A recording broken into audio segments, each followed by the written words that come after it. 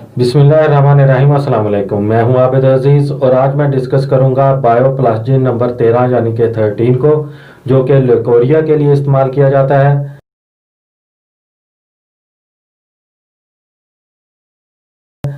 अगर इसमें मौजूद बायोकेमिक साल्ट को देखा जाए तो इसमें मौजूद हैं कैलकेरिया फास 3x, काली सल्फ 3x, काली फास्फोरिकम 3x, नाइट्रम म्योर 3x। ये इक्वल मकदार में इसमें शामिल किए गए हैं। ल्यूकोरिया का मर्ज जहनी व जिस्मानी कमज़ोरी, परेशानी या जिनसी ख्वाहिश को दबा देने की वजह से पैदा होता है। इस मर्ज में इंदाम नहानी से बदबूदार रतूबत का अखराज होता है। यह दवा ल्यूकोरिया से मुतल्लिक अमराज का कामयाब इलाज है। नेज़ ये अय्याम माहवारी, दौरान हमल, ज़माना मौकूफ़ी, हैज़ की तकलीफ़ और हिस्टेरिया जैसे अमराज का भी एक मुस्तकिल इलाज है।